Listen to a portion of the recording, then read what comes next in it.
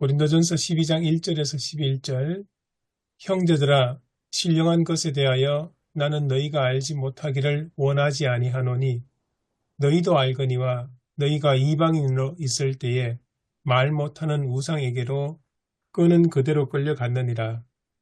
그러므로 내가 너희에게 알리노니 하나님의 영으로 말하는 자는 누구든지 예수를 저주할 자라 하지 아니하고 또 성령으로 아니하고는 누구든지 예수를 주시라 할 수 없느니라. 은사는 여러 가지나 성령은 같고 직분은 여러 가지나 주는 같으며 또 사역은 여러 가지나 모든 것을 모든 사람 가운데서 이루시는 하나님은 같으니 각 사람에게 성령을 나타내심은 유익하게 하려 하심이라. 어떤 사람에게는 성령으로 말미암아 지혜의 말씀을, 어떤 사람에게는 같은 성령을 따라 지식의 말씀을, 다른 사람에게는 같은 성령으로 믿음을, 어떤 사람에게는 한 성령으로 병 고치는 은사를, 어떤 사람에게는 능력 행함을, 어떤 사람에게는 예언함을, 어떤 사람에게는 영들 분별함을, 다른 사람에게는 각종 방언 말함을, 어떤 사람에게는 방언들 통역함을 주시나니 이 모든 일은 같은 한 성령이 행하사 그의 뜻대로 각 사람에게 나누어 주시는 것이니라. 아멘. 아멘. 주님의 교회로 나가야 할 길, 고린도전서 12장 1절부터 11절. 주석 박영진 교수님이시고요. 안양대학교 1번. 설교 착상으로서의 본문 읽기. 교회는 그리스도의 몸이다. 교회는 다양성과 통일성과 개인과 공동체의 조화를 이룰 수 있다. 특히 성서는 세상 전체를 하나의 교회로, 이제 이렇게 좀 새로운 개념이더라고요. 세상 전체를 하나의 교회로, 또 즉 하나님의 나라로 세우고자 하는 하나의 모델이 교회이다. 이 모델을 제시하고 있는 것이 고린도전서 12장부터 14장이고 그 중심이 고린도전서 12장 1절부터 11절이다.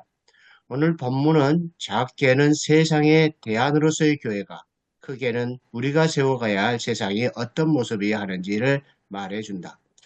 2번 역사적 문학적으로 본문을 읽기, 본문의 구조 분석. 1번 본문의 배경. 고린도전서는 분열된 고린도 교회에 대한 바울의 목회적 권면이 담겨있다. 이 문제를 다룸에 있어서 옳고 그름보다 교회의 유익, 교회의 덕에 맞추어 하나님의 거룩한 성전을 이루고도록 고민하고 있다. 성령의 은사와 관련해서도 교회의 유익과 교회의 덕을 추구하려고 한다. 이 본문의 구조 1절부터 3절은 성령의 본질적 특성이 뭐냐 그랬을 때 예수는 주라고 고백하게 하신다. 4절부터 11절 성령의 은사들의 통일성과 다양성입니다. 4절부터 6절은 성령의 은사들의 동일한 규원은 삼위일체 하나님에게 있습니다. 7절부터 11절 성령의 관점에서 동일한 목적과 동일한 기원에 대해서 이야기했는데 7절은 동일한 목적, 그것은 뭐냐면 유익을 주기 위해서 이거요. 또 8절부터 11절 동일한 기원으로서는 여러 가지 은사들에 대한 것입니다. 은사들에 대한 기원으로서는 성령이다 이렇게 말씀하고 있습니다. 3번 신학적 명상적으로 본문 읽기 주석과 해석. 1번 본문에 대한 주석적 고찰. 1절 성령의 은사들과 그 은사를 받은 사람들로 인해 생긴 문제들을 다루고자 한다. 2절부터 3절 성령을 받지 못한 사람은 우상에 끌려 산다. 하지만 성령으로 말하는 사람은 예수를 저주받은 자라 하지 않고 주라 고백하게 된다. 예수를 저주받은 자라고 하는 게 뭐냐? 그것도 이제 설명을 했는데요. 다 잘 아시는 내용일 거라 생각을 합니다. 인간 예수를 부정하는 영지주의자들의 입장에서 볼 수 있지만 유대인의 입장에서는 하나님의 진노를 받은 심판으로 볼 수 있다. 하지만 바울은 이런 것은 성령을 받지 않은 사람의 주장이라고 보고 성령을 받은 자가 예수를 주라고 고백한다고 주장한다. 특별히 예수는 주라고 하는 고백은 고린도전서에서 반복해서 사용하고 있고 11회 이상입니다. 그리고 부활 승천 이후 하나님의 보좌 우편에 앉아 하나님의 통치권을 위임받은 분이자 온 세상의 주인됨을 고백하는 것이다. 4절부터 11절 성령을 받아 나타나는 은사의 통일성과 다양성. 4절부터 6절 은사, 직책, 사역 그건 성령과 주와 하나님으로부터 나온다. 다양한 은사는 삼일체 하나님부터 나온다는 것에 통일성이 있다. 그래서 다양한 은사는 존중되어야 한다. 7절부터 11절 각 사람에게 성령이 나타나심은 다른 지체나 공동체에 유익을 주기 위해서이다. 그러므로 은사는 다 달라도 다양성, 다른 지체들과 공동체를 위한 목적을 갖기 때문에 그 받은 자를 하나로 묶어준다. 통일성. 그러므로 다양한 은사, 곧 다양성에 대한 정당성을 갖는다. 이 본문이 제시하는 중요한 신학적 메시지. 1. 교회 토대로서 바른 신앙 고백. 십자가에 달려 죽은 예수가 온 세상에 교회 그리고 고백하는 자의 주인이라는 고백이다. 십자가는 하나님의 지혜이자 능력이다. 교회는 세상에서 예수에 대해서 증언해야 할 사명이 있다. 이 교회를 하나로 묶어주는 성령의 은사. 은사는 교회 안에 개인들을 하나로 묶어주고 공동체의 유익을 준다. 은사로서 봉사하면서 그리스도의 몸을 세운다. 3. 다양한 은사와 그 은사를 받은 자들을 존중해야 하는 이유. 다양한 은사는 그리스도의 몸을 세우기 때문에 서로 다른 의사를 존중해야 한다. 어느 은사도 소홀히 해서는 안 되는 것은 삼일체 하나님이 주신 것이기도 하지만 서로의 부족함을 채워주기 때문이다. 4. 위기, 심판적 회개적으로 본문 읽기. 예수님이 세우자 하시는 세상은 하나님의 나라이다. 그것은 에베소서 2장 11절부터 22절에서 하나님의 성전으로 묘사되고 있다. 오늘 본문은 하나님의 나라의 모습인 교회를 그리스도의 몸으로 제시한다. 주석하신 목사님께서 이 본문을 그리스도의 몸을 이제 에베소서에 나오는 하나님의 성전으로 좀 확장해서 꼭 설명하고 싶어 했던 것이 있는 것 같아요. 제가 이 부분에 대해서 교수님하고 개인적으로 여러 번 통화해서 좀 이야기를 나눴는데요. 그러나 이제 오늘 본문 주석에는 이제 많이 좀 제한해서 이렇게 설명하셨던 것 같아요. 그래서 제가 생각하기에는 하나님의 성전, 하나님의 처소를 만드는 것을 그리스도의 뭔가 좀 더 많이 좀 확장해서 좀 연결을 하셨으면 좋겠을 것을 그런 아쉬움이 조금 있습니다. 계속해서 읽어보면요. 교회는 그리스도의 몸이다. 이 교회는 그리스도를 주인으로 고백되어야 한다. 그래서 십자가에 달린 예수가 우리의 주인이고 우리의 주인이 바로 십자가에 달린 예수이다. 그리스도를 머리로 하여 몸 자체는 통일성과 다양성이 조화되어야 한다. 그리스도를 몸으로 하는 몸의 각 지체는 서로가 그리스도를 머리로 하여 서로 긴밀히 연결되고 연합되어야 한다. 몸에는 같은 지체가 없다. 여러 가지 기능이 필요하고 다양한 기능이 작동하기 위해서는 다양한 지체가 필요하다. 그러면서 온전한 몸이 된다. 그리스도의 몸으로서의 교회는 예수께서 오셔서 세우고자 하시는 교회이고 동시에 예수께서 세우고자 하시는 하나님의 나라 곧 세상이다. 설교입니다. 고영진 목사님, 강남 동산교회 목사님 설교입니다. 우리는 서로 다르다. 우리나라는 진보와 보수의 갈등이 가장 높다. 이 갈등의 원인이 무엇인지, 한쪽이 틀려서인지 아니면 달라서 그런지 깊은 논의가 필요하다. 그런데 우리 사회나 교회는 자신과 다른 것은 무조건 틀렸다고 한다. 자기 신앙 스타일과 자기가 다니는 교회 스타일과 다르면 무조건 틀렸다고 한다. MBTI 검사에서 사람 유형이 다르고 여행의 방식에 있어서도 사람마다 다르다. 이 다른 것을 받아들이고 함께 가는 것이 교회다.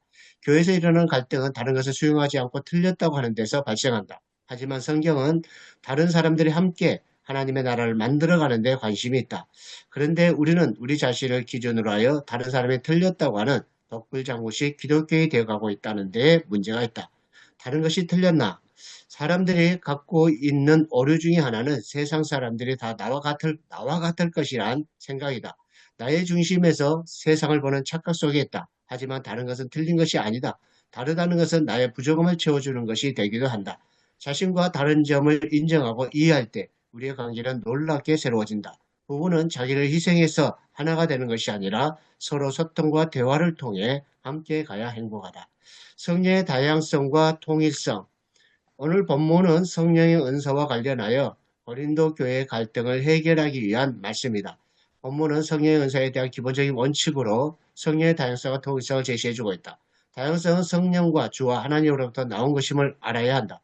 그러면서 이 다양성과 통일성이 된다. 그러므로 다양한 은사들에 대해 틀렸다기보다 존중하는 자세를 가져야 된다.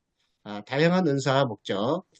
한국 색채학회에서 출판한 색색까지 세상에서 빛의 색은 혼합할수록 흰색이 되어가고 물감은 색을 혼합할수록 검정색이 됩니다. 마찬가지로 세상은 혼합하면 혼탁해지지만 빛의 사람들이 혼합하면 하나님의 나라가 됩니다. 성령이 하나이지만 다양한 은사를 주시는 것은 신앙 공태에 유익을 주기 위한 것이기 때문에 하나님의 나라를 만들어가고자 서로 협력하고 선을 이루어야 합니다. 질문입니다. 성령의 다양성을 하나님의 아름다움으로 표현될 수 있을까요? 2번, 교회를 성령의 아름다운 꽃밭으로 보면 어떨까요? 그리스도의 몸, 그렇다고 한다면 성령의 아름다운 꽃밭으로 좀 보면 어떨까요? 3번, 교회는 그리스도의 몸이라고 했을 때 한국교회는 지금까지 이 정의를 잘못 적용하거나 해석한 것은 없을까요? 오늘 본문 같은 경우에는 몸은 성령의 다양성과 일치성을 또 머리가 되신 그리스도를 설명하기 위한 것인데 다른 것을 붙임으로 말미암아 조금 오류를 오게 할 수 있는 것은 없었을까? 그 문제에 대해서 질문을 좀 던져봅니다. 이상입니다.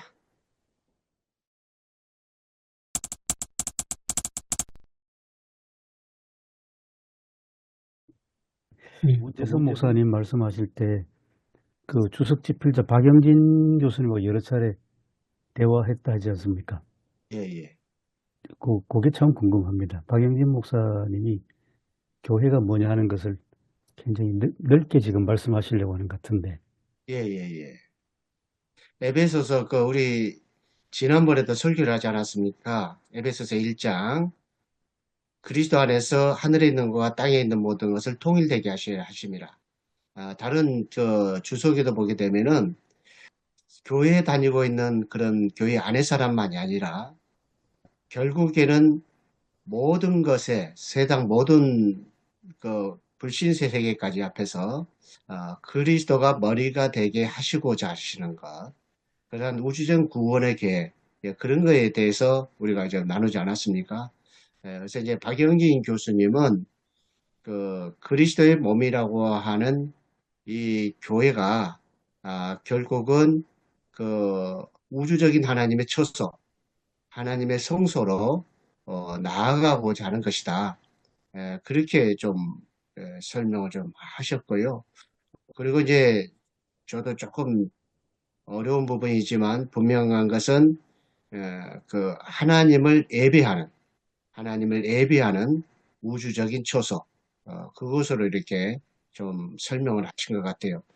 저도 이제 그 부분을 확장시키기 위해서 굉장히 좀 어려워했었는데, 그분하고 이제 여러 번 통화하면서도, 좀 어렵기도 하고, 아직도 어렵기도 하고, 좀 이해는 되기도 하고, 아무튼 그런 부분이기도 합니다. 그래서 이분이 오늘 주석에서도 우주적인 하나님의 교회, 그 처소, 그에 대해서 좀 이야기하시려고 좀 확장시키려고 하셨던 것을 좀 볼 수가 있었습니다. 제가 방금 이야기하신 것을 이해를 한 것에 따르면 하나님의 성소, 그러니까 그리스도의 몸으로서 교회, 거기서 더 나아가 발전해서 하나님의 성전, 그리고 더 나아가서 좀 하나님 나라까지 이렇게 확장되는 그런 건가요? 예, 그렇죠.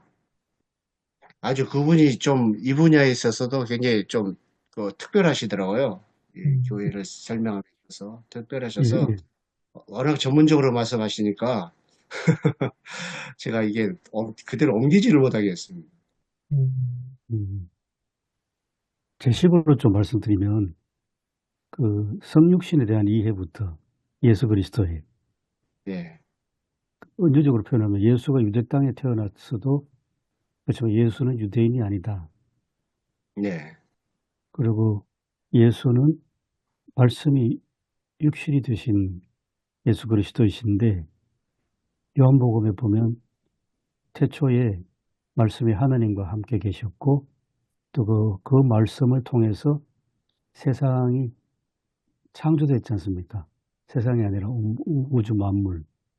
그러면 세상을 창조하신 그 말씀이 육신이 되셨기 때문에 그럼 성육신의 범주는 온 우주거든요. 그러면 그냥 성육신은 단순히 한 아기로 태어난 것은 사실이지만은 그 성육신의 범주는 온 우주적인 성육신이지. 그래 보면 예수 그리스도의 성육신은 나무와 풀과 돌과 세상에 존재하는 모든 만물의 성육신, 사르크스라는 뜻이 그렇게 이제 그렇게 되면 이제 좀 이해가 좀 풀리지 않을까 싶습니다. 이건 제가 블루마르탄한테서 배운 겁니다. 하여튼 그런 맥락과 좀 같은 것이 될 것 같습니다. 잘 이해는 동의가 잘 되실지 그건 잘 모르겠습니다만은 오늘 본문 말씀 굉장히 여러 가지로 설교할 가능성이 있는데 박영진 교수님 주석 보고 깜짝 놀랐습니다. 지금. 그 부분을 좀 이렇게 자세히 좀 설명해 줬으면 저희가 좀 이렇게 더 적용하기가 좋을 텐데 간단하게만 이렇게 소개를 해주셨어요. 이미 뭐 동방정교회에서 내려오는 신학 전통을 보면 교회는 비록 한 장소로서 이제 공간 안에 있는 교회이기도 하지만은 교회는 이미 우주를 품고 있는 그리스도의 몸이기 때문에 어떤 하나의 심지어 하나의 국가보다도 훨씬 더 큰 교회거든요. 나라보다도. 문 목사님 아까 잠깐 설명하실 때에 제가 좀 의아한 거가 아까 예수 그리스도가 교회의 머리가 되심에서 나아가 세상의 머리가 되고자 한다라는 그런 어떤 표현 같아요.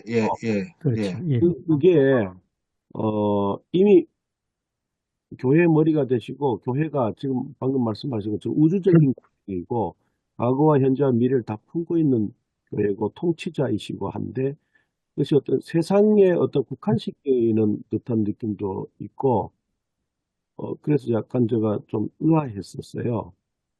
세상의 머리가 되고자 하심 요 부분이. 그 세상에 이렇게 구분돼서라기보다도요, 교회와 세상이 구분돼서라고 해요. 된 것라기보다도요, 교회 안의 범주에서 더 확장돼서 세계에 존재하는 모든 생명의 머리가 되시는 그런 앞으로의 우주적 구원에 있어서 하늘에 있는 것과 땅에 있는 모든 것을 통일시켜 하심이라 그러셨거든요. 그래서 다른 주석들에도 보게 되면은 에베소서도 보게 되면은 그리스도는 앞으로는 교회 안에서만이 머리가 아니라 교회 밖에서도의 머리까지도 이렇게 되시고자 하시는 것이다. 그래서 이제 바울이 지혜와 총명을 자기에게 주셔서 이것을 깨닫게 하시는 하나님에 대해서 굉장히 찬양하고 있거든요. 그래서 바울도 본인이 이제 신학의 원석기에 들어가면서 이런 것에 대해서 본인이 깨닫고 알았던 것에 대해서 굉장히 감격을 했던 것 같아요. 에베소서에 보게 되면은 굉장히 감격을 했고 그 감격 속에서 에베소 1장 그 부분을 하늘에 있는 것과 땅에 있는 모든 것을 통일되게 그리스도 안에서 그랬습니다. 그리스도 안에서. 그러니까 통일됐다고 한다면은 그리스도 안에서라는 것은 그리스도인은 그리스도의 통치거든요. 그리스도께서 통치하신다는 건데 통치는 바로 그리스도가 그 모든 것들의 결국에는 머리가 되게 하시고자 하시는 것이었다. 그렇게 좀 이야기를 설명할 수 있으면 될 것 같아요. 그래서 그런 의미로서 그리스도의 몸인 교회를 좀 더 확장해서 우리가 더 넓게 좀 볼 수도 있겠다. 그렇게 좀 이야기할 수 있는 것 같습니다. 그러니까 바울이 그것을 어마어마하게 감동을 느낀 것 같아요. 그 부분을. 그리고 이제 에베소서 이제 2장, 3장 가서 이제 그것들이 계속해서 설명이 확장되어 가는 구조를 가지고 있습니다. 에베소서가. 제가 이해한 대로 조금 더 말씀드리면 그 종교개혁자 루터는 가톨릭 교회 이제 신부로 어떤 이제 봉직하시다가 이제 그걸 이제 깨고 나왔지 않습니까? 깨고 나오면서 교회가 뭐냐? 개혁이 되면 항상 교회론이 이제 앞에 나오는데 교회가 뭐냐? 루터는 하나님 말씀이 선포되는 그게 교회고 그 다음에 성찬이 집행되는 그것이 교회다. 말씀과 성찬인데 근데 그는 이제 자기가 몸담았던 가톨릭 교회를 깨고 나올 때는 그 미사를 깨뜨린 거거든요.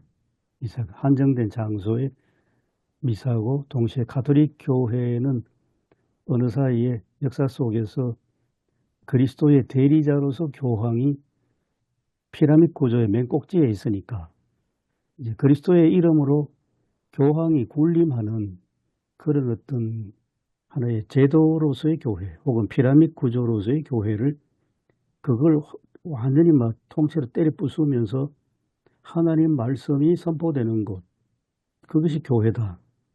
그것이 첫 번째고, 그 다음에 두 번째 가서는 나중에 이제 성찬을 이야기할 때에 그리스도의 몸이 그러면 어디에 계시냐. 그러니까 루터는 자기 독창적인 건 아닙니다. 고대 교회에서 가져온 건데 그리스도의 몸은 어디에나 계신다. 소위 요즘 우리 스마트폰 시대 유비쿼터스죠. 그게 그리스도의 몸은 어디에나 계신다. 그렇기 때문에 그리스도의 몸은 하늘에도 계시고 땅에서도 계시고 그렇기 때문에 그 몸은 성찬의 뜻과 잔에도 그리스도의 몸은 여기에 현존하신다. 이게 이제 루터거든요. 근데 저빙글린 거기 맞섰죠. 부활하신 그리스도는 성찬하셔서 하나님 보좌 우편에 계시기 때문에 그리스도의 몸이 성찬의 뜻과 잔에 현존하지는 않으신다. 근데 똑같은 효력은 발생한다. 이제 이게 저빙글리가 됐는데, 이제 지금 생각해보면 루터의 생각을 해보니까 그리스도의 몸은 어디에나 계신다 하는 거 보니까 가톨릭 교회의 성전에서만 국한해서 계시는 것이 아니고 그리스도의 몸은 당신의 말씀이 선포되는 곳. 우린 그것도 지금 또 교회라고 보면 많이 줄여서 많이 생각해 왔는데요. 그래 루터의 생각을 확장하면 그럼 루터도 그러면 에베소서 말씀처럼 그렇게 이해했는가? 저는 또 새롭게 그런 좀 질문이 듭니다. 이제 우주적이죠. 그런 점은 말씀이 선포되는 곳, 성육신하신 그 말씀이 선포되는 곳, 어디에서나 그리스도의 몸은 계신다. 하여튼 대단한 분들이십니다.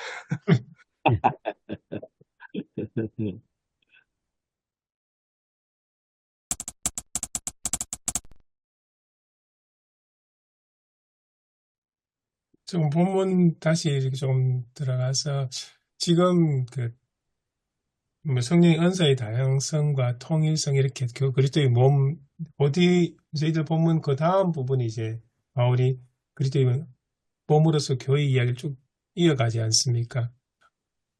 오늘 이 이야기, 이 본문이 나오게 된 배경은 앞에서 잠깐 그 주석에도 언급되어 있던 것처럼 고린도 교회의 분열된 상황, 그리고 은사에 대한 그런 잘못된 이해가 전제가 되지 않나 그런 생각이 들거든요. 그런 모습하고 그 뒤에 이 바울이 언급했던 이 삼위일체 하나님의 건강, 통일성과 다양성들 그런 관점에서 오늘 본문을 보면 어떨까? 그리고 거기 오늘날 한국교회하고도 관련해서 좀 보면 어떨까 싶습니다. 고린도 교회에서 그 분열됐던 게 뭐 여러 가지가 있겠지만 어떤 은사에 관련돼서 이야기했던 게 자기가 가진 은사가 더 높은 큰 은사라는 그런 자부심, 우월감 같은 게 작용하지 않았나. 그래서 상대에 대한 낮춤, 깔봄 그런 게 있지 않았나 그런 생각이 들거든요. 그래서 어쩌면 바울은 높고 낮음이 아니고 다양함이고 그 다양함 속에서 통일성을 유지하시는 분, 삼위일체 하나님 그 이야기가 아닌가 그런 생각이 들었습니다. 목사님 생각 좀 어떠세요? 그러니까 저는 이제 은사에 대해서 이제 바울이 벌써 처음에 이렇게 얘기했는데 지금 오늘 뭐 수천 년 흐른 다음에 오늘도 교회에 일어나는 은사에 대한 이해가 하나도 이제 바뀌지 않은 것 같아요. 바울이 말하는 은사는 어떤 하나됨을 위한 은사고 제가 볼 때는 그 1절에 신령한 것이라고 했을 때 어떤 은사가 자기 몸에 혹은 자기 어떤 거기에 나타난 신비스러운 현상이기 때문에 신령하다라는 뜻이 아니라 신령하다는 말은 모든 은사는 어떤 하나됨을 이루는 것인데 그 하나됨에 대해서는 생각 안 하고 그냥 신비스러움에만 갇혀 있어 갖고 말하자면 이제 은사를 개인기로 생각하는 거죠, 다들. 그 개인기가 하나하나 모여서 교회가 되는 게 아니고 그 개인기 자체가 사실은 하나님께서 하나 되게 하기 위해서 주신 것인데 그거를 알지 못하는 은사는 신령하지 않은 거죠. 오늘 한국 교회는 그런 고린도 교회의 모습이 아주 그대로 그냥 남아있지 않은가. 아직도 그런 것 같아요. 은사 그러면 어떤 개인기로 생각하는 거죠, 개인기. 그런 점을 짚어줬는데 아직도 그게 고쳐지지 않고 있다. 그래서 아무리 뭐 방언을 하고 뭐 한다 해도 그게 하나됨을 이루지 못하다면 그건 신령하지 않다. 이렇게 아예 선포를 해야 되지 않는가 생각이 듭니다. 개인기로 생각하고 있는 것 같죠, 사실상. 근데 개인기로 갖게 된 또 생각의 이유는 또 뭔가. 개인기라는 표현이 확 와닿습니다. 그렇군요. 왜 그, 개인기라고 또 생각을 하게 될까요? 어쩌면 자기가 그 은사를 가질 만큼 뭐 예를 들면 기도를 많이 했다든지 영적으로 또 우월하다는 그런 느낌을 가지고 있기 때문에 그게 이제 어떻게 보면 자기의 신앙의 수준을 나타내는 것으로 생각하기 때문에 그렇지 않을까요?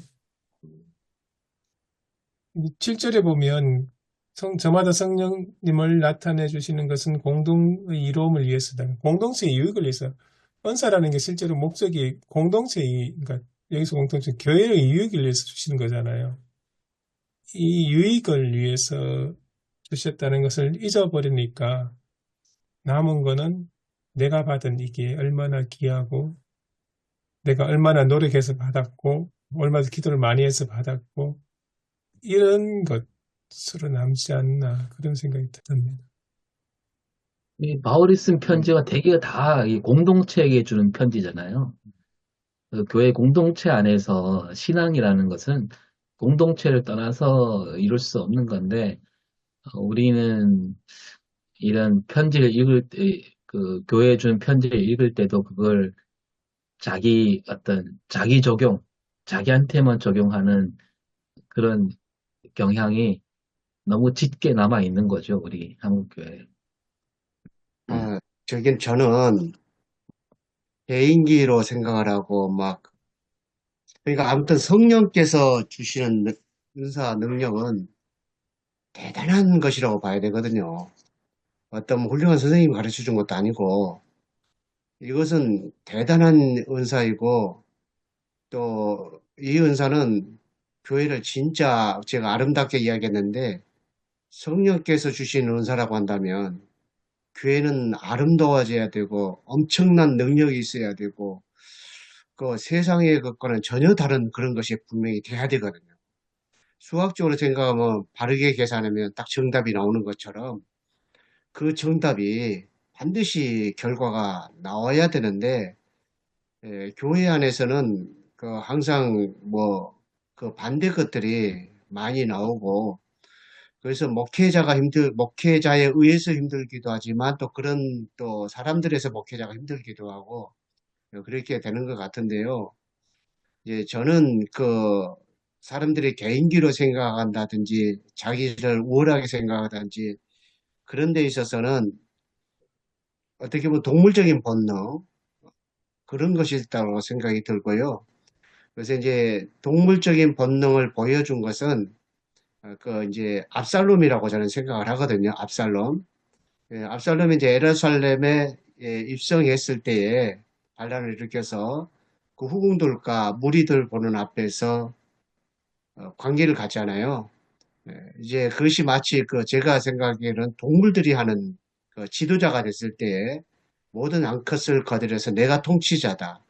그러한 것들로 해서 백성들에게 그것을 각인시켜주는 그런 등극의 과정으로 저는 좀 생각을 하게 되는데 사람에게 그런 것이 있는 것처럼 그런 것들이 있는 것 같아요. 그래서 성령 오늘 바울이 말했을 때 진짜 중요한 것은 성령은 그리스도가 예수님 우리를 주라고 하신다. 우리의 주인이 예수님이시다. 주님이시다. 분명히 이야기했는데 많은 사람들은 옛날이나 지금이나 역시 고린도 교회나 한국 교회나 교회 안에서 자기가 주인 되고 싶어 하는 것. 주인이 되려고 하는 그것이 그 주인에서 내려오지 못한 것. 그래서 자기가 이것저것 다 하고 싶고 그 속에서 자신의 그 은사를 가지고 어떤 기득권을 더 갖고 싶고 그런 사람들과 더 어울려보고 싶고 그런 그 내면의 그러한 의식들이 그러니까 주인이 자꾸 되려고 하는 것, 예수님 주인, 내가 주인이 되려고 하는 것, 그것 때문에 은연하게 신앙으로, 은혜로, 은사로 해가지고 교회 공동체에 유익을 되지 못하게 하신 것이 아닌가. 저는 이 문제를 좀 그렇게 좀 각도를 좀 접근해 보고 싶다. 좀 그런 생각이 좀 들거든요. 주인이 되려고 하는 것. 예. 주인이 되고 싶어 하시니까 이 개인기를 이렇게 더 이렇게 자기 유익을 위해서 하려고 하고 또 자기 그룹끼리 만들고 교회 안에서 많은 문제들이 생기는데 결국은 주인의식을 떨치지 못해서 그 교회 내가 주인이 되어서 그 교회를 세우기 위해서 뭐 그런 이야기도 하게 되지만 교회의 주인은 그리스도신데 사람이 주인이 되려고 하니까 그런 것이 아닌가 저는 그렇게 생각을 좀 합니다. 저는 이제 여기 다양성과 통일성에 대해서 생각하면서 지금 우리나라가 겪고 있는 그 현상 일들도 그런 눈으로 볼 수가 있는데, 그러니까 지금 뭐 반국가 세력이니 하면서 이제 다 처단하려 그랬잖아요.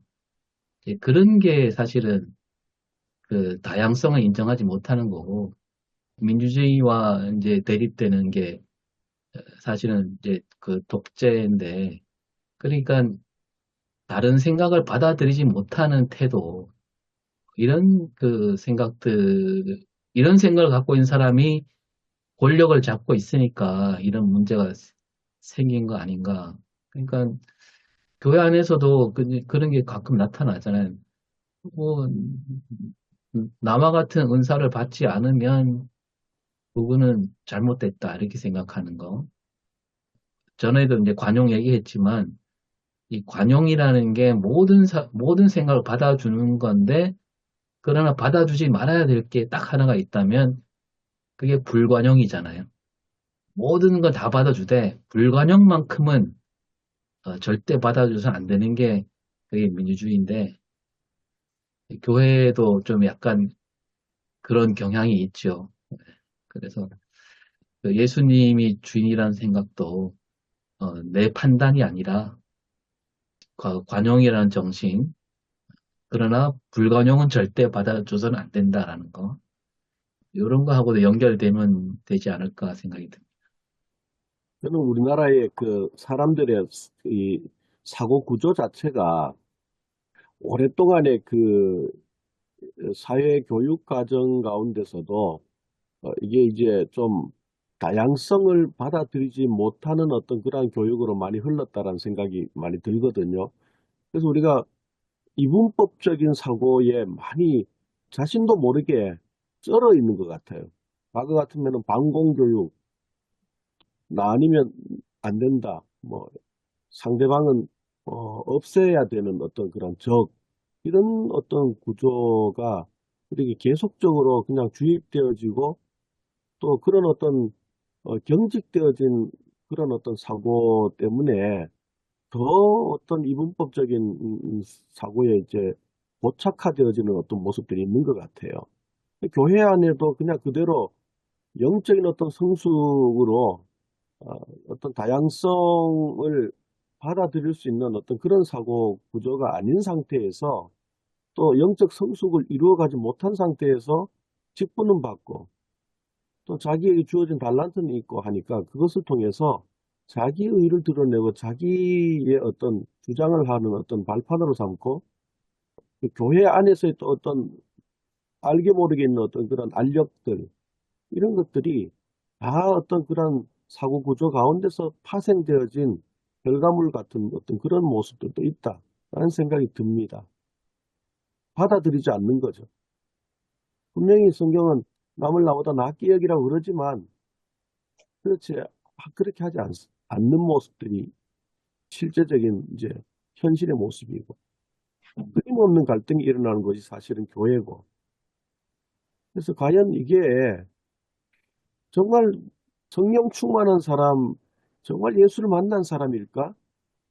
이런 어떤 그 고민들이 많이 생기는 것 같아요. 그, 살짝 좀 벗어나가겠습니다만은 그것을 극복할 수 있는 길은 예배와 강단으로 공부하시면 될 것 같아요. 왜 그러냐면은 교인들이 성장하지 못한 거잖아요. 굉장히 뭐 10년, 20년, 30년 믿음 생활하고 헌금은 더 많이 늘어나고 그래도 사실상 성장이 내면의 성장이 얼마나 있을까 본다고 한다면은 저하고도 비슷하다는 생각이 듭니다.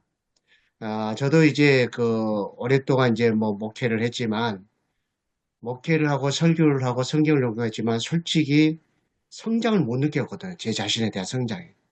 내가 성장하고 있다는 것을 못 느꼈고 항상 뭔가가 고갈되어져 가는, 더 채워져 가야 되는데 매년 설교를 하고 목회를 할 때마다 더 채워주고 더 성숙해서 내가 더 이렇게 더 성장하고 있다는 것을 느껴져야 되는데 사실상은 제가 그 예배와 강단으로 설교를 하기 전에는 그런 것을 전혀 못 느꼈었거든요.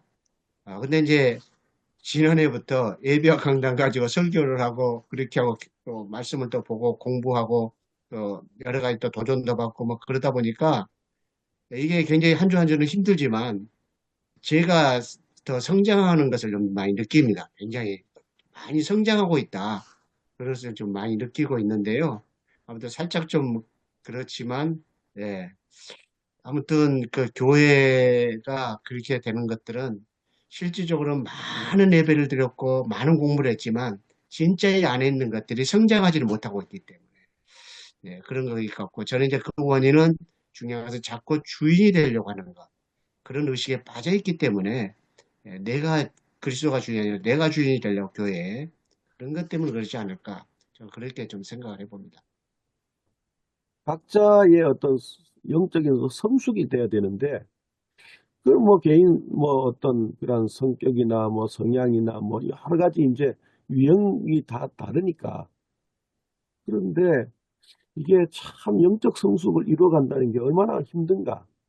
목회자도 이렇게 사실상 힘드는데 그분들이 어떤 영적인 어떤 이러한 고민을 하면서 이렇게 살아내는 게 아니고 삶의 현장에서 사실상 치열하게 사는 사람들이거든요. 그러다 보니까 참 이게 이 현실과 우리의 어떤 그런 이상과 우리가 하나님 나라를 얘기하고 하나님의 통치를 얘기하고 하는데 이분들한테 얼마만큼 그것이 와닿을까 이런 어떤 회의감이 사실 있는 거예요. 제가 여기 우리 교회 온 지 지금 만 14년을 지금 채우고 있는 상황인데 얼마나 이분들의 영적 성숙을 내가 도왔을까 괴로워지는 거죠. 그래서 솔직히는 제 마음에 많은 갈등이 있어요. 내가 목회자로서의 어떤 역량이 부족한가? 진짜로 하나님의 그리스도인으로 세워가는 그런 것이 부족한 부분들. 제자에 대한 얘기를 제가 어제 잠깐 했었는데 라틴어에서의 제자는 등가의 어떤 그러한 값어치가 있어야 된다는 거예요. 우리가 예수의 제자라고 한다면 예수님과 똑같이 될 수는 없겠지만은 예수님을 닮아 있는 그래도 비슷한 어떤 값어치를 가지고 있어야 된다. 제가 이제 우리가 얼마나 보배롭고 존귀한 자들인가에 대한 얘기를 하면서 잠깐 그 얘기를 했어요. 예수님만큼 안 되더라도 우리가 그래도 작은 예수로서의 어떤 그런 향기는 나야 되지 않느냐. 그 모습이 어떤 정도 비춰지지는 않아야 되느냐. 그런 얘기는 하지만 이게 공허한 내침 같기도 하고 이제 그렇다는 거죠. 되어지는 현상 가운데서 이런 어떤 갈등이 있다라는 거죠. 답도 없어요, 사실.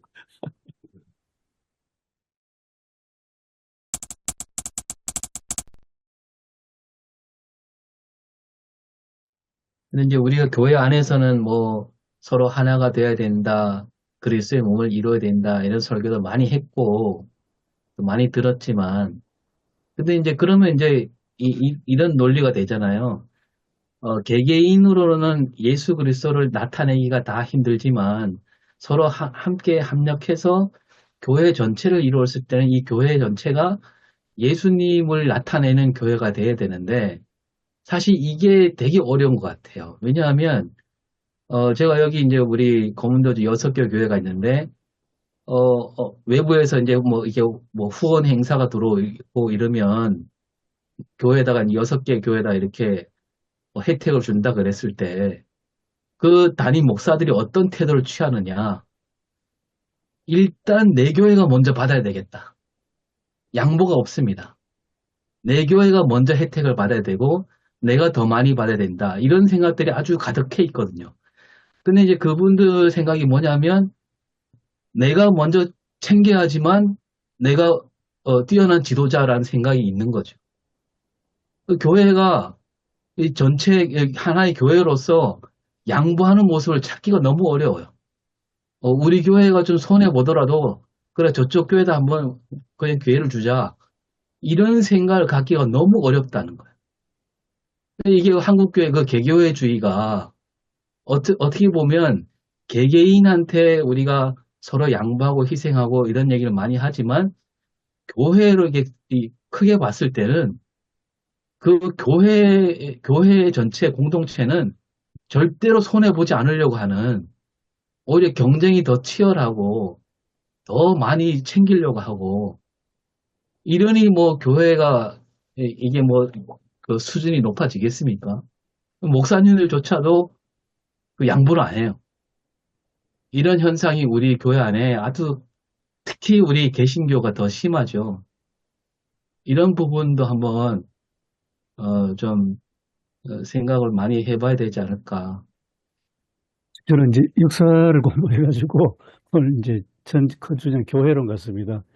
아까 말씀드렸던 루터는 사실은 그 종교개혁이 진행되는 과정을 보면 본인이 일개 가톨릭 성직자로서 개혁을 했는데 교황 앞에서는 뭐 조그마한 벌레 같은 존재 아니었겠습니까? 그리고 루터가 기댈 때가 현실적으로 필요한데 루터가 기대기도 하고 루터를 보호해 준 사람이 영주 아니었습니까? 영주가 이제 공권력으로 해줬는데 그게 이제 출발점이 돼가지고 루터교는 가톨릭 교회에서는 강한 게 개혁자지만은 루터교가 시작될 때는 교회를 누가 지배하느냐 새롭게 그리스도의 몸된 교회도 아니고 영주가 지배하는 교회가 됐어요. 그리고 새로운 중세와는 완전 결별했지만은 독일에서는 새로운 형태의 국가교회라는 루터교가 출발했지요.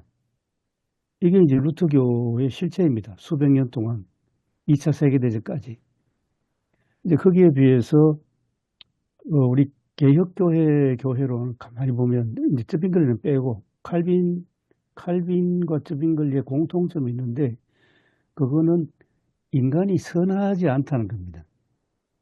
인간은 죄성을 가진 죄인이라는 것부터 출발하는 저는 이게 참 중요합니다.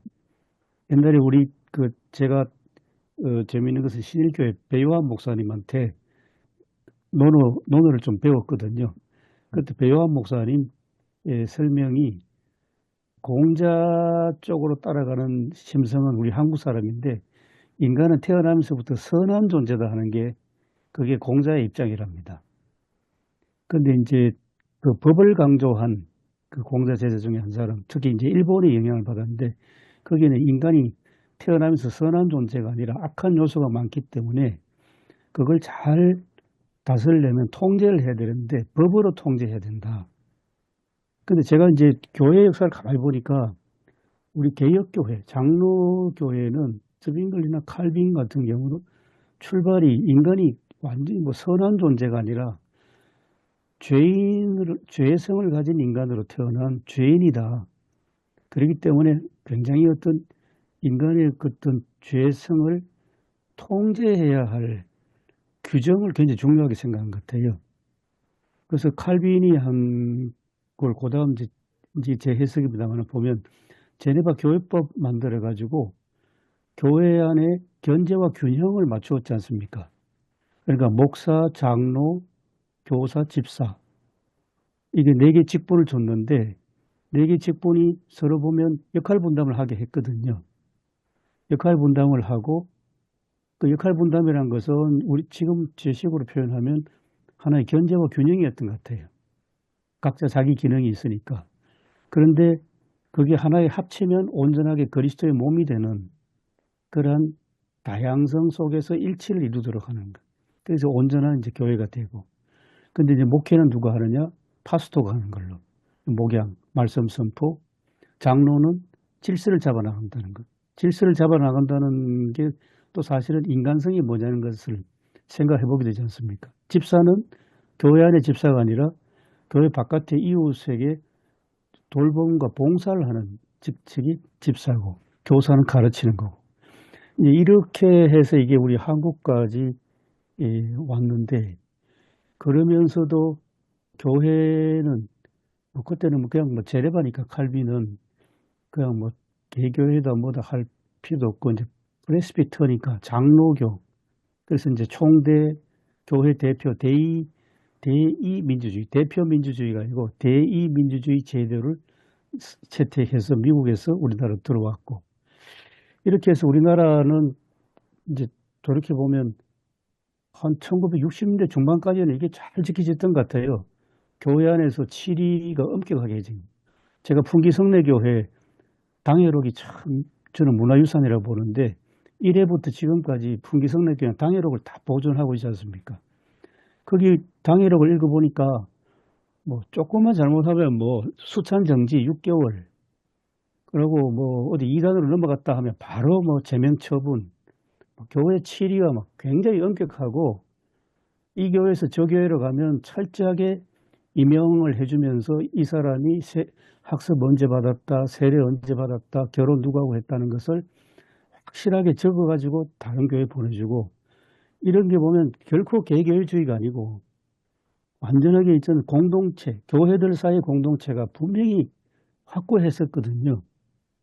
근데 이게 도시화, 도시로 오고 산업화되고 서울 중심으로 가면서 이 장로계 시스템이 지금 다 무너져 버렸어요. 이게 좀 회복돼야 되지 않는가. 분명히 공동체성 살아있는데, 우리 어릴 때도 기억해 보면 그런 기억 안 나십니까? 이제 어느 A라는 동네에 부흥회 한다 하면 B 동네, C 동네 사람들 다 가잖아요, 거기. 천국잔치 한다 하고. 그런 공동체성이 확 살아있었는데, 지금은 뭐 서로 뭐 도시에서 교회가 난립하고 경쟁하고 이런 체제가 됐다는, 이게 지금 한국교회 현주소고 개혁 과제가 아닌가. 저 지금 그 교수님 지금 말씀하시는 거가 전 너무 정말 절절하게 와닿거든요. 이게 다 무너진 거예요. 정말 어렸을 때 저는 교회에서만 살아있는 사람이기 때문에 그때 다 심령 대부흥회 했잖아요. 그러면 진짜 금방 30리 안에는 다 저기 뭐야 그 달구지에 다 저 뭐야 그 취사도구 다 씻고 이불 다 해가지고, 그때는 뭐 농한기에 다 모였으니까 겨울에 그 추운데도 마룻바닥에 전부 다 잤어요. 그러면서 그냥 일주일 내도록 했잖아요. 예, 그거가 정말 보여요. 저 어렸을 때 다 기억하고 있고. 그렇게 하고 이 치리가 분명하게 살아있고 함부로 하지 못하는 거죠, 교회에. 그런데 지금은 정말 그게 너무 무너져 버렸어요.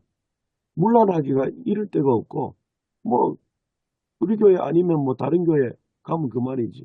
거기 가도 아무런 치리도 없고 뭐 그런 상황이잖아요, 지금. 그러다 보니까 이 교회의 권위라는 것이 이제 사라지는 거죠, 지금. 그러니까 온갖 인간적인 어떤 그런 생각, 그게 아니라 정말 영적 성숙을 이루어가는가, 하나님 나라가 정말 이루어지는가, 그거가 제일 고민스러운 부분이죠, 사실. 근데 참 쉽지 않다. 어쩌면 그렇게 안 바뀔까, 저부터. 그런 생각이 참 많이 들어서 괴로운 거죠, 솔직하게. 갈수록 더 힘이 드는 것 같아요. 근데 우리 한국 사회 안에서도 우리 한국 교회가, 개신교회가 정말 안 믿는 사람이 볼 때도 그리스도의 몸으로서 그 몸을 나타내는 그런 역할을 하고 있는가, 정말 회의적이잖아요. 퇴과시하려고 그러고, 자기 지분 안 뺏길라 그러고. 이게 한국교회잖아요. 뭐 그러면서 막 볼멘 소리 하죠. 우리도 뒤에서 좋은 일 많이 하는데 우리가 홍보가 안 돼서 그렇다느니 그걸 우리 입으로 말한다는 게 얼마나 부끄러운 겁니까? 남들이 얘기해 줘야 되는데 우리가 카톨릭은 홍보를 잘해갖고 카톨릭은 좋은 일 하는 교회로 알려졌는데 우리 개신교는 홍보를 안 해갖고 생각보다 알려지지 않았다. 이렇게 말할 정도로 정말 부끄러운 교회가 돼버렸는데 정말 한국교회 덩어리로 봤을 때, 사회에서 봤을 때, 와, 그 교회는 정말 교회답구나.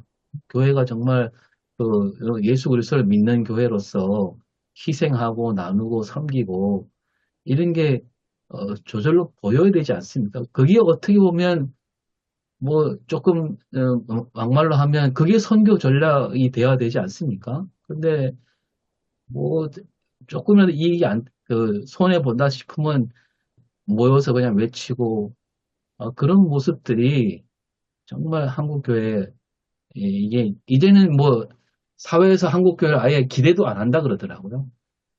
기대 안 하죠. 그냥 그렇거니 하고 받아준다 그러더라고요. 이 공동체로만 생각하는 거죠. 제가 발제하면서 뭐 문제 제기를 좀 했는데요. 교회는 그리스도의 몸이라 그랬을 때에 몸은 이제 그 다양성과 일치성에 대해서 이야기하고 있잖아요. 그 뭐 다른 쪽에도 뭐 그런 개념이 좀 없지 않아 있지만 그 몸을 성장이라는 것에 늘 그렇게 적용하고 또 성장의 주인공은 우리가 돼야 되고 그런 것들이 이제 그 교회에 대한 정의에 대한 좀 뭔가의 오류라고 저는 좀 생각이 좀 들거든요. 그것들이 이제 오늘의 그 교회를 크게 부흥시켰지만 세상적인 이제 그 비판의 대상이 된 그런 것이 되었다고 보는데요. 아무튼 그 교회는 그리스도의 몸이라라고 했을 때에 몸의 그 주인은 우리가 아니라 그리스도라는 것. 그래서 그리스도가 머리로 하는 몸의 그 다양성과 일치성을 이야기를 해야 되는데 아무튼 그 주인이 바뀌어진 거죠. 교회의 주인이 바뀌어졌기 때문에 그러지 않느냐. 그래서 정말로 우리가 바로 잡아가려고 한다고 한다면은 또 이번에 우리가 이 본문을 가지고 설교를 한다면 저는 아무튼 우리의 주인은 내가 아니라 우리 주님으로 바뀌어져야 된다. 그래서 철저히 바뀌어지지 않으면 우리의 그 내면의 영적 삶도 성장할 수도 없다. 좀 그런 이야기를 좀 하고 싶은 마음이 있고요. 그리고 예수님께서도 비유를 많이 포도원 비유 이야기 하셨잖아요. 그래서 다 해줬는데 결국 그 종들이 보낸 종들까지 다 죽이고 또 그 아들까지 죽여서 자기들이 주인 되려고 하잖아요.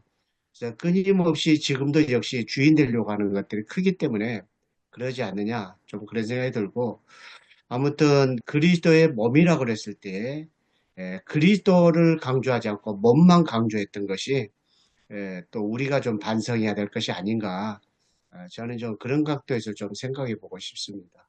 그리고 성령께서 주시는 은사라고 한다면 아름다운 꽃밭을 만들 수밖에 없는 게 교회라고 봅니다. 세상에서 정말로 저런 곳이 있을까?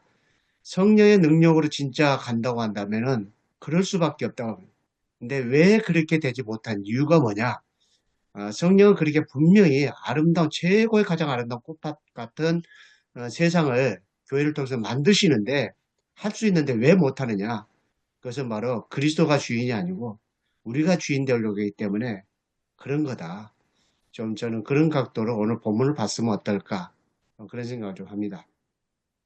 저는 이왕 루터를 좀 소개해 드렸으니까, 루터는 교회론이 보이지 않는 교회, 그거는 이제 가톨릭에 치고 나오면서 보이지 않는 교회를 많이 개혁자에 강조했는데, 근데 칼빈은 그래, 보이지 않는 교회도 언론이지만은 보이는 교회도 분명히 있는 거다.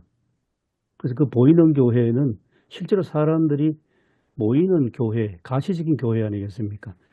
그래서 아까 말씀드린 것처럼 사람들이 마음속에 죄성이 있기 때문에 그 죄성을 통제해야 되고, 그리고 각기 이제 교회 안에서는 이제 뭐 목사, 장로, 교사, 집사해서 이제 서로 영역 구분을 확실하게 해주고 서로 이제 자기 기능을 발휘하고 그렇게 해서 균형을 잡고 다양성 속에서 일치가 되는데 이제 그런 이야기 하는데 그거를 제가 나름 원용해 보니까 그리스도의 몸된 교회로 가야 되는 것은 분명한데 우리 실제로 사람 몸이 목사님 말씀처럼 일단 성장하고 또 성숙해야 되지 않습니까? 그러면 교회 안에서는 우리 장로교회도 지금까지 잘 해왔는데 교육이 우리 한국 교회는 교육이 엄청 중요했고 또 교육이 참 잘해왔거든요. 주일학교부터. 그리고 피택자들은 피택 장로가 되면 노회에서 피택 장로가 되는 것을 허용해주고 초창기에는 노회가 6개월 동안 피택된 장로를 확실하게 교육시켜가지고 그 다음에 장로로 임직하도록 교육이 아주 분명했더라고요. 지금도 그게 잘 살아있는지 모르겠습니다. 교육해야 되고 그 다음에 이제 죄성을 생각하면 우리 사람 몸은 그런 교육을 받으면서도 한편으로는 죄성도 자라지 않습니까? 소위 암덩어리도 자라잖아요, 몸에서. 그 암을 치료하고 제거해야 되고 수술해야 되는 거예요. 그건 저는 치리라고 생각합니다. 실제로 교회 안에서 잘못한 것은 좀 두들겨 패고 내쫓는 치리가 아니고 잘 타이르고 교육시켜가지고 좋은 사람으로 좀 변화시키는 그런 치리도 지금 우리한테 굉장히 중요하지 않을까. 바깥을 내다보면 정말 참 오성일 목사님 말씀처럼 야, 뭐 정말 교회가 무너질 수 있다 싶은 거는 유튜브에서 막 생중계하는 게 뭡니까? 정광훈 씨 집회하는데 유력 정치가들이 그 앞에 가서 90도 허리 숙이고 막 하는 그 모습을 보고 사람들이 교회라고 생각할까 봐. 아, 정말 저는 참 참담하거든요. 그런 모습들은. 기가 찬 일이죠. 네. 근데 사실 우리 교회도 이게 제가 이제 그 노예 훈련원도 관계하고 있고 실질적으로 이제 그 피택자 임기 예정자들 그 훈련도 우리가 하고 있어. 저도 뭐 또 강의 1시간은 또 예배학도 뭐 하기도 하고 뭐 또 쭉 다 하잖아요. 이제 구원론도 하고 뭐 쭉 이제 교육을 이제 하는데 그것도 해야 또 임직 받을 수가 있고. 근데 그거는 하나의 그냥 통과 의례인 것 같아요. 옛날만큼 또 어떻게 실제로 보면은 그 순간만큼은 정말 헌신의 어떤 그런 마음이 또 일어요. 그런데 이게 참 정말 근본적으로 참 이게 변화되어지고 정말 성령 충만한 어떤 그런 모습으로 끝까지 간다는 게 이게 참 보통 문제가 아니다. 이건 정말 그 성화의 그 어떤 그 치열함이 있어야 되는 건데 그 성화의 과정이 우리에게는 너무 부족하다. 이런 어떤 좀 현실적인 어떤 회의감이 자꾸만 제가 들어가지고 약간 넋두리 삼아 말씀드린 겁니다.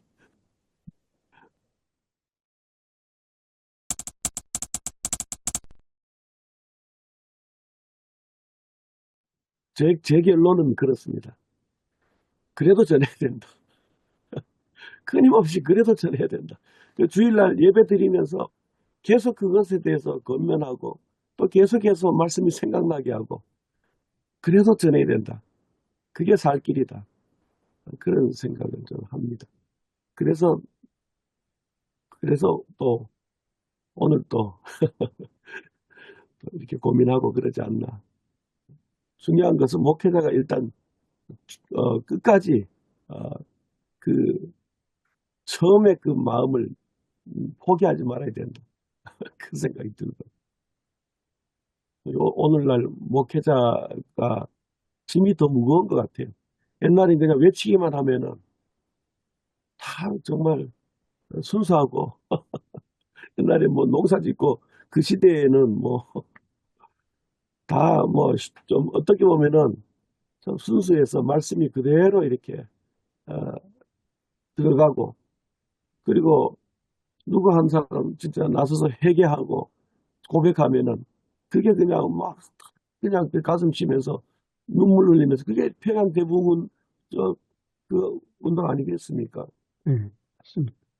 그러니 오늘날 우리 목회자가 정말 더 살아 있어야 된다. 시퍼렇게 살아 있어야 된다. 네, 그 생각이 자꾸 듭니다. 근데 쉽지 않다라는 네, 생각이. 나무가 이렇게 말라 있어도 뿌리가 살아 있으면 결국 다시 나온답니다. 다시 해야 일어날 거예요. 됩니다. 저는 이제 다음 주 설교는 교회 하나님의 아름다운 꽃밭, 그리스도의 몸을 하나님의 아름다운 꽃밭이다. 그렇게 될 수밖에 없는 게 교회인데 왜 그렇게 못 되느냐? 우리가 주인들로 가는 그것 때문인데 그렇다. 그런 것을 관점에서 설교를 좀 준비하려고 생각하고 있습니다. 김종결 목사님이 교회를 아름답게 했잖아요. 예, 예. 통하겠습니다. 예, 저도 거기서 영감을 좀 받았고요. 예, 그렇습니다. 예, 저도 죄송합니다. 아름다운 꽃밭을 하겠습니다. 아, 그래요? 예, 저는 계속 오늘 쭉 성경 본문을 계속 보면서 그 연결되는 점이 예수를 주라고 고백하게 하시는 분이 성령 하나님이시지 않습니까? 그 본문에도 나오고요. 근데 그 성령이 이 은사를 주시는 분이거든요. 그러니까 그거하고 바로 은사를 주시는 분이 그 성령님인데 성령님이 우리에게 예수를 주라고 고백하게 하시는 분이고 결국 아까 그 문재성 목사님 말씀하셨던 그 이야기 교회 안에서 예수가 주 되심이 드러나야 되는데 이게 이제 예수가 주가 아니고 은사 받은 사람이 주인공이 되는 위세를 부리는 그런 교회가 되어버려서 문제가 되는 게 아닐까 그런 생각이 좀 많이 들었습니다. 그런 관점에서 좀 은사 받은 사람이 해야 할 일은 나의 주는 예수 그리스도라는 걸 어떻게 드러낼 것인가 또 교회가 어떻게 드러낼 것인가 그걸 고민하는 게 필요하지 않을까 그런 생각이 들었습니다. 이 꽃밭과 정원에 대한 것은 기본적인 그 어떤 교회에 대한 전제가 있는 거잖아요. 그러니까 우리가 교회를 어떻게 보느냐의 그 전제들, 그 역사적으로 보면 사실은 이 가꿀 수 있는 가능성을 보고 교회를 본다는 것 자체가 조금 다르잖아요. 우리 개신교는 중생 또는 뭐 변화, 거듭남 여기 조금 초점이 있다고 한다면 아까 이제 뭐 공뱅이나 순자나 뭐 동양적인 것도 어쨌든 성악과 성선이라는 성선설 같은 이제 대조적인 부분이 있듯이 이 기독교 안에도 인간을 보는 전제 또 교회를 보는 전제에 대해서 우리가 조금 더 이게 넓히면 좋겠다는 생각 이제 하고요. 이게 법문은 굉장히 할 수 있는 말이 많을 것 같아요. 교회론, 뭐 은사론, 직분론, 뭐 이런 것들. 근데 이제 균형 잡아야 되는 부분들, 뭐 다양성과 통일성, 또 카리스마에 대한 그 잘못된 그 왜곡된 의식들, 그게 이제 만약에 하늘의 선물이라면 그 하늘의 선물을 가지고 땅을 어떻게 가꾸는 데 대해서 목적이 분명하잖아요, 사실은. 그 공동체를 한 개인인가 아니면 교회 공동체인가 아니면 이 세상인가 이 확장성은 이제 양육의 과정을 통해서 이제 선교적인 비전과 연결될 수 있는 부분인데 근데 이제 목회자로서의 이제 딜레마가 있잖아요. 아까 이제 충분히 저도 울고 싶은 마음으로 목회자가 느끼는 그 좌절감 또 한국 교회의 자조적인 면들이 없지 않아 있습니다만 이걸 어떻게 대안을 세울 것인가.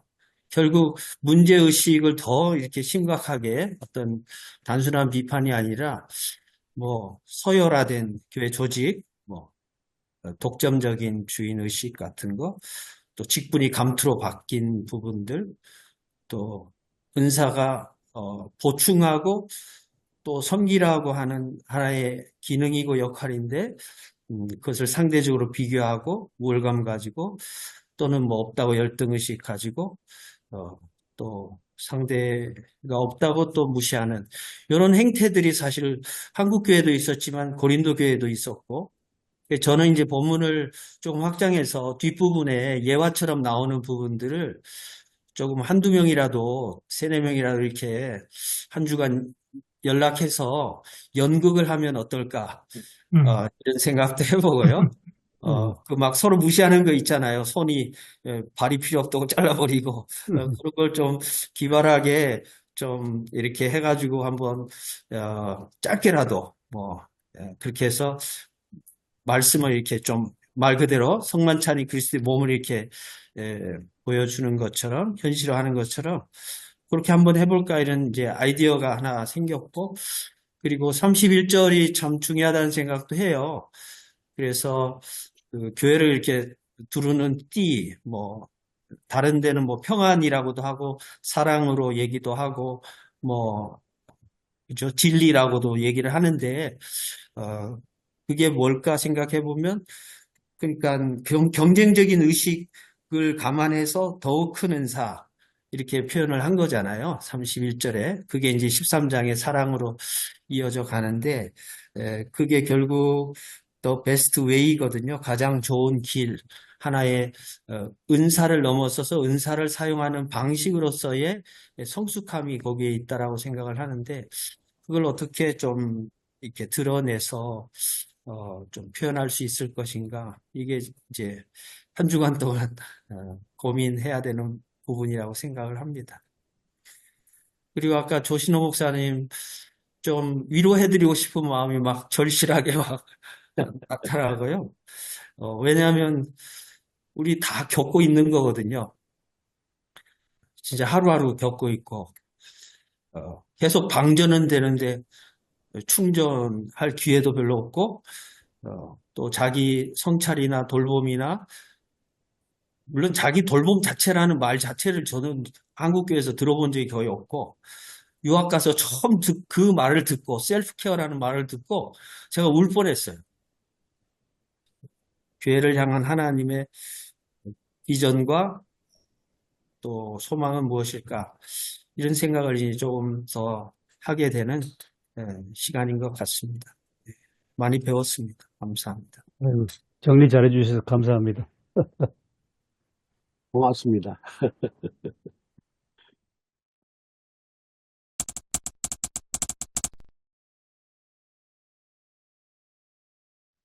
사랑과 은혜가 많으신 아버지 하나님 참 감사를 드립니다. 주님, 이 귀한 시간 저희들이 하나님의 말씀을 붙잡고 함께 실험하고 의견을 나누고 생각을 나눴습니다. 주께서 저희 모임 가운데 함께 해주신 줄 믿습니다. 또 한 주 동안 이 말씀을 깊이 묵상하고 생각할 때 선하신 하나님께서 인도하여 주시고 이 말씀이 살아있는 하나님의 말씀으로 저희들이 강단에서 선포되게 해 주옵소서. 한 주 동안 추운 날씨 속에서 목회하신 우리 목사님들 건강을 지켜주시고 늘 함께서 보호해 주옵소서. 예수님의 이름으로 기도합니다. 아멘. 네. 수고하셨습니다. 수고하셨습니다. 다시 건강하십시오. 예. 감사합니다.